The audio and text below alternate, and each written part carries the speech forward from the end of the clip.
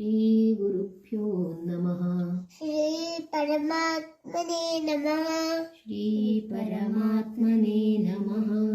हरिः ओम्। हरिः ओम्। राजवेद्या राजगुह्य राजविद्या राजगुह्य योगो नाम नवमोऽध्यायः। श्रीभगवानुवाच श्रीभगवानुवाच इदं तु ते गुह्यतमम् इदं तु ते गुह्यतमम् प्रवक्ष्याम्यनसूयवे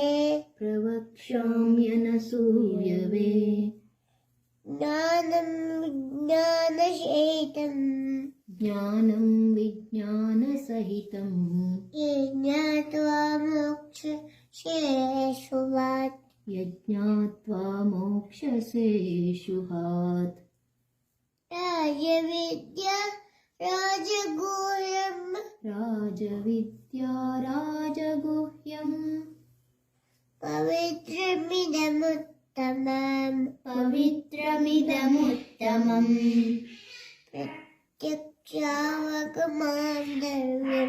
प्रत्यक्षावगमं धर्म्यम् सुसुखं कर्तुमव्ययम् अश्रद्धदानः पुरुष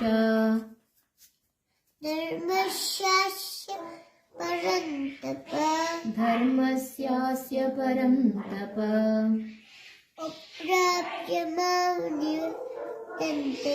अप्राप्य मां निवर्तन्ते मृत्युसंसारवर्त्मनि मया ततमिदं सर्वम् जगदव्यक्तमूर्तिना मत्स्थानि सर्वभूतानि न चाहं तेष्वस्थितः न तमत्स्थानि भूतानि न च मत्स्थानि भूतानि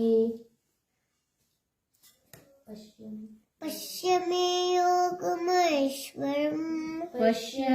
योगमैश्वरम्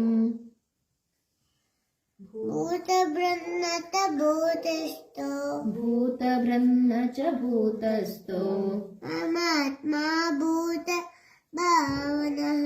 ममात्मा भूतभावनः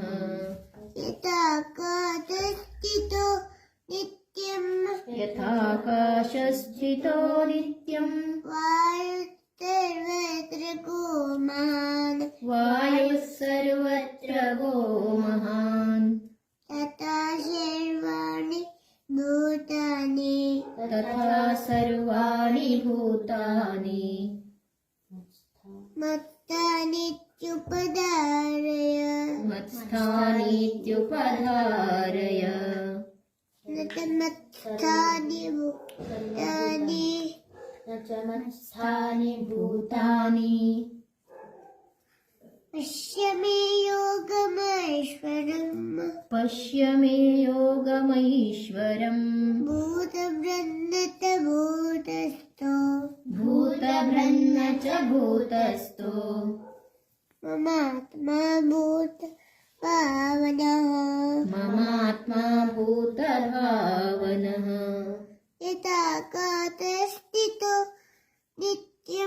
यथाकाशस्थितो नित्यम् वायुः सर्वत्र गो महान्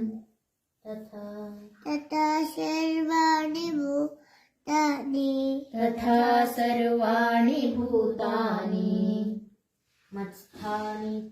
मत्स्थानीत्युपधारय मत्स्थानीत्युपधारय सर्वभूतानि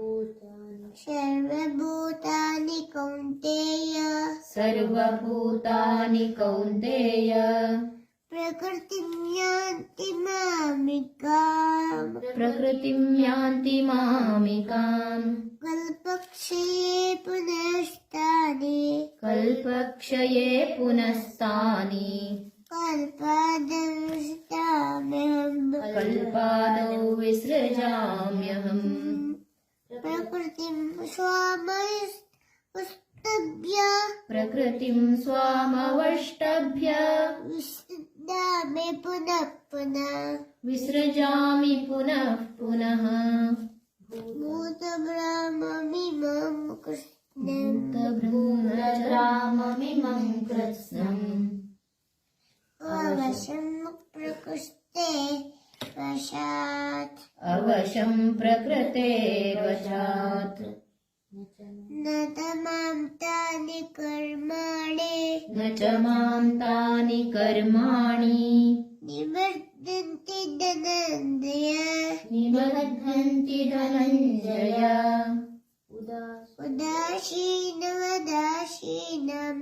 उदासीनवदासीनम् अतक्तेन्तु कर्मसु असक्तं तेषु कर्मसु मयाध्यक्षेण प्रकृतिः मयाध्यक्षेण प्रकृतिः श्रूयते सूयते सचराचरम् हेतुनानेन कौन्तेय हेतुनानेन कौन्तेय जगद्विपरिवर्तते अजानन्ति मां मूढाः अवजानन्ति मां मूढा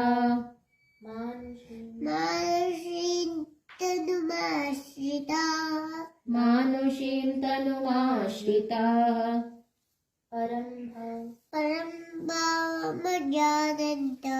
परं भावमजानन्तो मम भूतमहेश्वरम्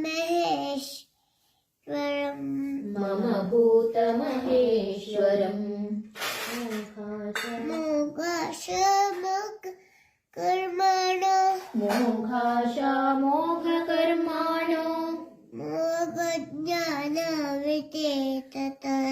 मोघज्ञानाविचेतसः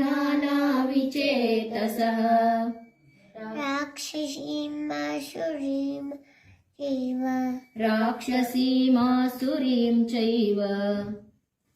प्रकृतिं मोहिनीं श्रिताः प्रकृतिं मोहिनीं श्रिताः महात्मानस्तु मां पार्थ महात्मानस्तु मां पार्थ दैवीं प्रकृतिमाश्रिताः दैवीं प्रकृतिमाश्रिताः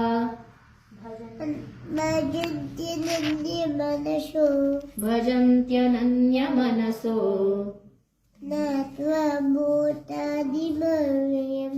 ज्ञात्वा भूतादिमव्ययम्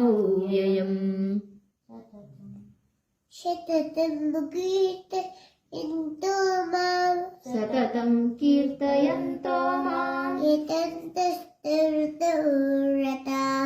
यतन्तश्च दृढौ रताः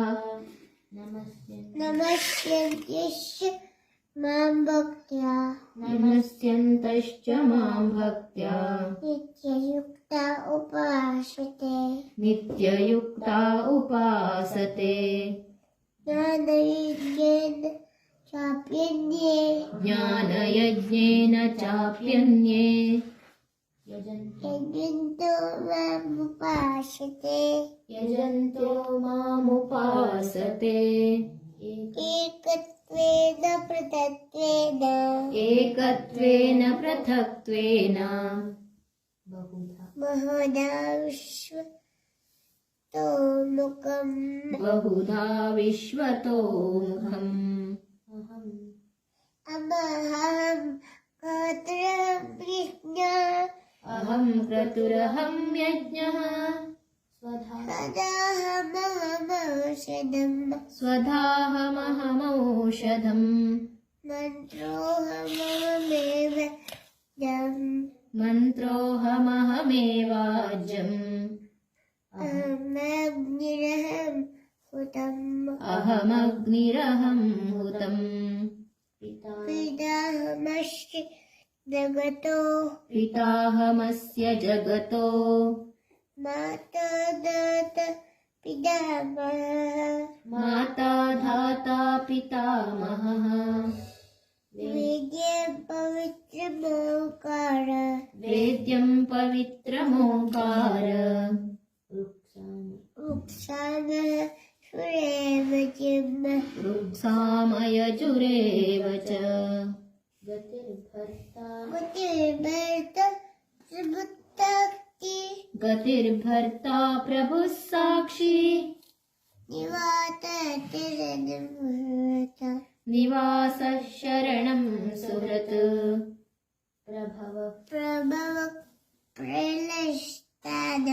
प्रभव प्रलयस्थानम् निधानं बीजमव्ययम् ॐ तत्सदिति श्रीमद्भगवद्गीता श्रीमद्भगवद्गीता सुपनिषत्सु ब्रह्मविद्यायां योगशास्त्रे ब्रह्मविद्यायां योगशास्त्रे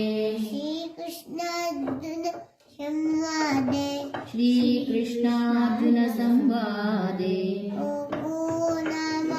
राजविद्या राजगुह्ययोगो नाम नवमोऽध्यायः।